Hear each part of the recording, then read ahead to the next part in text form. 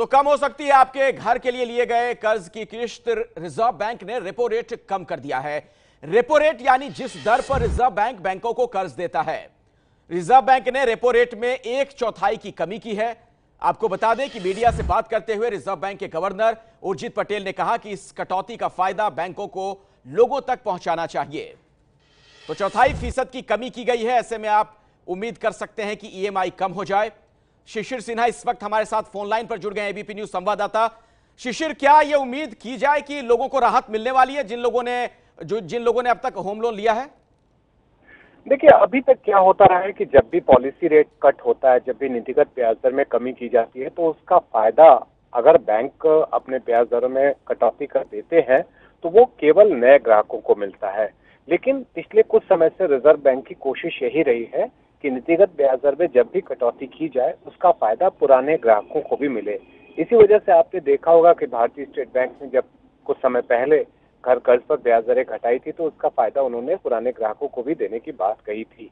आज की जो बैठक के बाद जो गवर्नर साहब ने प्रेस कॉन्फ्रेंस किया, उसमें एक और बात जो उन्होंने बहुत महत्वपूर्ण कही कि नीतिगत ब्याज दर में कमी का फायदा किस तरीके से लोगों तक पहुंचे, ये सुनिश्चित करने के लिए, इस बारे में सुझाव देने के लिए एक समिति बना दी गई है और ये समिति बताएगी कि इसका फायदा पुराने ग्राहकों को भी कैसे मिले। तो अब आप आगे देख सकते हैं कि जब कभी भी कटौती होगी तो जो पुराने लोग हैं जिन्होंने घर कर्ज ले रखा है या जो दूसरे कर्ज ले रखे हैं, वहां पर भी कमी हो सकती है।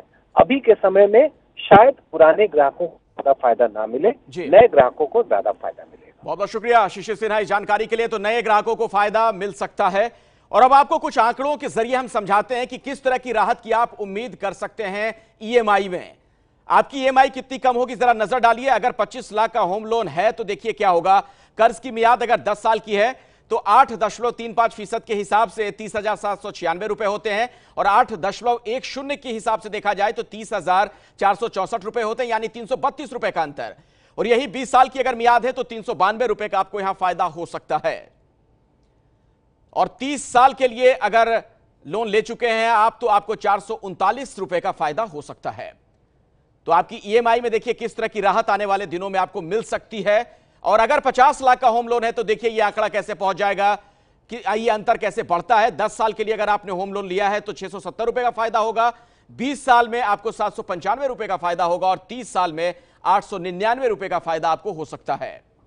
तो आपकी ईएमआई की दरें कितनी कम होंगी, इसका आप अंदाजा इन आंकड़ों के जरिए लगा सकते हैं। ये है एबीपी न्यूज, आपको रखे आगे।